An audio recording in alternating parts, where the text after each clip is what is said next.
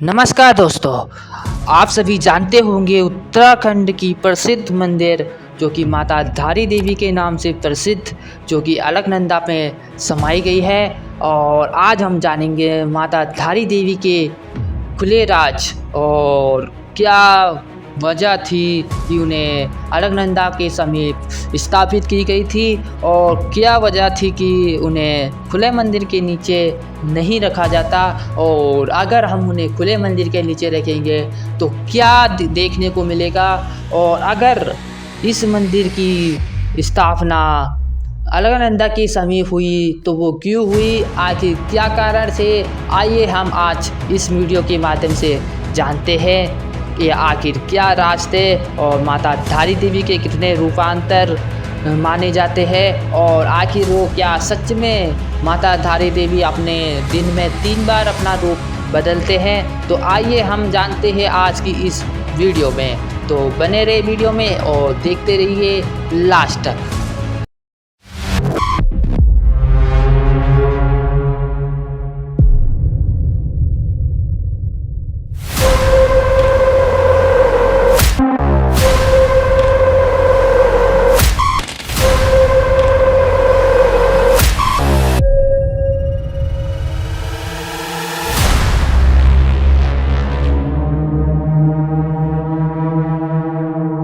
नमस्कार दोस्तों, मेरा नाम है अभिजीत गुड़ियाल फ्रॉम पौड़ी गढ़वाल।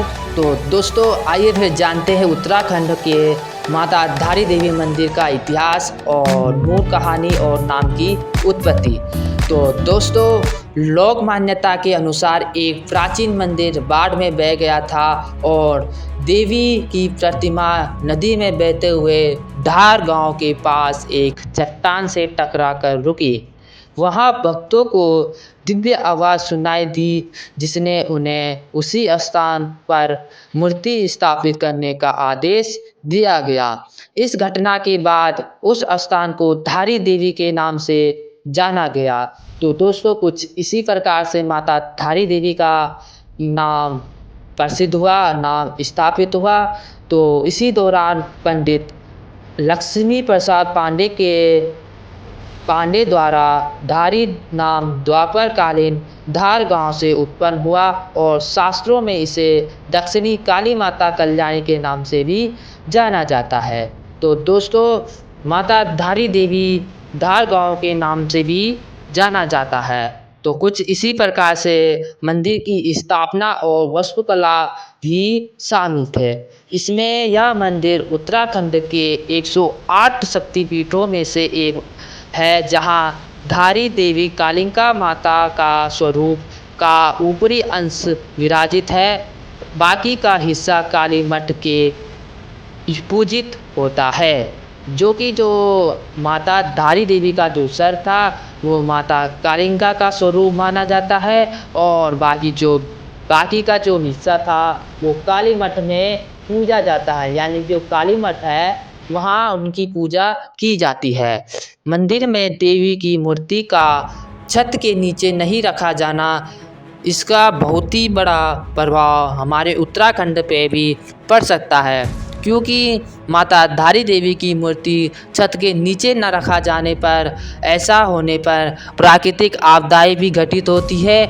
इस मान्यता के अनुसार खुले मंदिर स्थापना को जन्म भी दिया गया था। पौराणिक आख्यानों के अनुसार आदि शंकराचार्य ने 8वीं और 9वीं शताब्दी में मंदिर का पुनर्निर्माण भी कराया था, और बाद में मध्यकालीन गढ़वाली राजाओं ने इसमें भव्य नक्काशी और स्थापत्य सौंदर्य से भी जोड़ा गया था।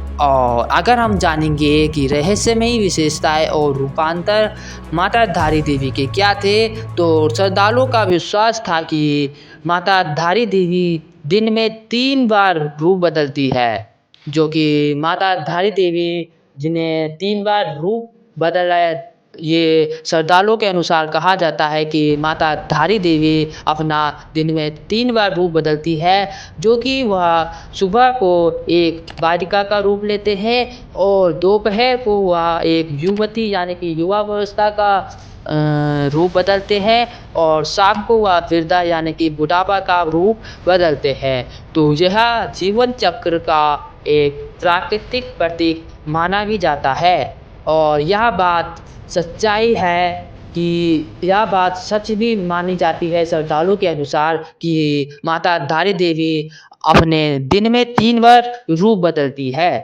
2013 के बाढ़ के कारण यह मंदिर 16 जून 2013 को एक हाइड्रो पावर प्रोजेक्ट के लिए देवी की मूर्ति को मूल स्थान से हटाकर लगभग 1611 मीटर ऊपर एक पिल्लर युक्त के बाद में रखा गया था।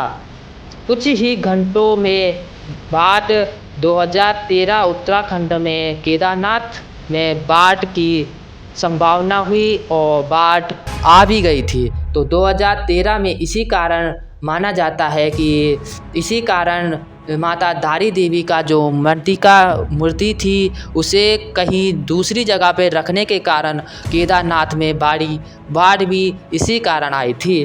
तो तभी बोला जाता है कि माता धारी देवी का मंदिर खुले स्थान यानी कि खुले छत के नीचे नहीं रखा जाता, खुले छत के नीचे नहीं रखा जाता और जिसमें भीषण तबाही हुई। स्थानीय मान्यता के अनुसार यह मंदिर का क्रोध तथा क्योंकि उन्हें उनके मूल स्थान से हटाया गया था, इसी कारण केदारनाथ में भारी बाढ़ भी देखने को मिली गई थी। बाढ़ के बाद यह मूर्ति पुनः उचित समय पर जनवरी 2023 को मूल स्थान पर स्थापित भी की गई थी और जो उत्तराखंड में जो 13 जून को जो बाढ़ आई थी 2013 में, उस दौरान वह मंदिर 2023 यानी कि जनवरी 2023 को मंदिर के मूल स्थान पर स्थापित की गई थी। अलकनंदा और हाल फिलहाल की स्थिति माता धारी देवी के बहुत ही बुरे देखने को मिल रहे हैं। 2025 में भारी बारिश के कारण 2025 वर्तमान में जो भारी बारिश के कारण अलकनंदा का जल स्तर है वह बढ़कर मंदिर के मंच तक पहुंच गया है। ऐसा दृश्य 2013 के बाद पहली बार देखा गया है, जिसे विशेषज्ञों और स्थानीय लोगों ने चिंता के रूप में भी लिया है। क्योंकि जो हमारा माता धारी देवी की मंदिर है वहाँ पे जो अलकनंदा का जल स्तर है वो बहुत ही ज़्यादा मात्रा में पाया जा रहा है, क्योंकि जो हमारा सावन का महीना लगा उसमें भारी बारिश के कारण माता धारी देवी की जो अलकनंदा का जल स्तर था वो बहुत ही ज़्यादा बढ़ गया है, जिस कारण यह चिंता जताई जा रही है कि यह 2013 का बाद पहली बार यह देखने को मिल रहा है। तो माता देवी धारी का जो स्थान है वह पौड़ी गढ़वाल अलकनंदा के बीच और श्रीनगर रुद्रप्रयाग के बीच कल्याण सोर क्षेत्र में स्थित है। देवी का अंश यानी कि जो देवी का अंश है वह केवल देवी के ऊपरी हिस्से मंदिर में निचला अंश का काली मठ में है। जो भी माता धारी देवी का जो ऊपरी का हिस्सा है वह अलकनंदा में समाया गया है और जो बाकी का हिस्सा था जो सर था वो तो क्या बोलते हैं अलकनंदा में समाया गया है और जो बाकी का हिस्सा था वो काली मठ के मंदिर में समाया गया है। तो माता धारी देवी के 3 रूप होते हैं जो कि वह दिन में 3 बार बदलते हैं, जो कि सुबह को वह कन्या का रूप लेते हैं और दोपहर को वह युवती का और शाम को वह वृद्धा का रूप लेते हैं। माता धारी देवी को खुले छत के नीचे नहीं रखा जाता, ऐसा करने से कहीं आपदाएं भी आ सकती है और यह श्रद्धालुओं का मानना भी वो है। और बाकी हम इतिहास की बात करें, माता धारी देवी का इतिहास की बात करें तो आदि शंकराचार्य द्वारा पूर्व निर्माण बाद में स्थानीय राजाओं का समर्थन इस दौरान इतिहास का भी रची गई गई थी। 2013 बाढ़ के बाद जब मूर्ति हटाया गया तो विनाशकारी बाढ़ का सह संबंध पुनः स्थापना 2023 में भी हो गई थी।